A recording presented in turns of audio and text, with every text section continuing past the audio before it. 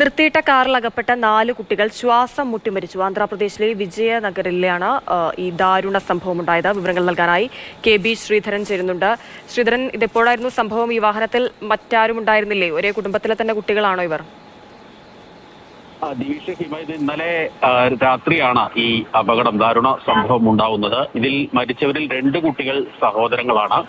ഇവരെല്ലാം തന്നെ ഈ വീടിന് സമീപത്ത് കളിച്ചുകൊണ്ടിരിക്കുകയായിരുന്നു. പെട്ടെന്ന് മഴ പെയ്തപ്പോൾ ഈ സമീപത്ത് പാർക്ക് ചെയ്തിരുന്ന ഈ കാറിനുള്ളിലേക്ക് അവർ കയറുകയായിരുന്നു.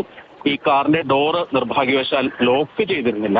അങ്ങനെയാണ് കുട്ടികൾ അതിന്റെ ഉള്ളിലേക്ക് കയറുന്നത്. തുടർന്ന് കുട്ടികൾ കയറിയോടുകൂടി കാറ് പതിയെ ലോക്ക് ആവുകയായിരുന്നു.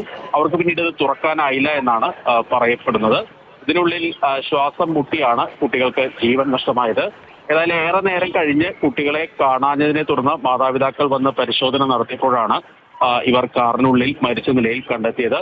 ഇതിനു മുൻപും വിജയനഗരത്ത് ഇങ്ങനെയുള്ള ഒരു അപകടം ഉണ്ടായിട്ടുണ്ട്. അന്ന് അത് കല്യാണ പാർട്ടി ഹാളിന്റെ സമീപത്ത് നിർത്തിയിട്ടുള്ള കാറിൽ കയറിയ കുട്ടിയായിരുന്നു മരിച്ചെങ്കിൽ ഇന്നിപ്പോൾ 4 കുരുന്നുകളുടെ ജീവനാണ് നഷ്ടപ്പെട്ടിരിക്കുന്നത്. ഏതായാലും പോലീസ് ഇപ്പോൾ അസ്വാഭാവിക മരണത്തിന് കേസെടുത്ത് അന്വേഷണം ആരംഭിച്ചിട്ടുണ്ട്.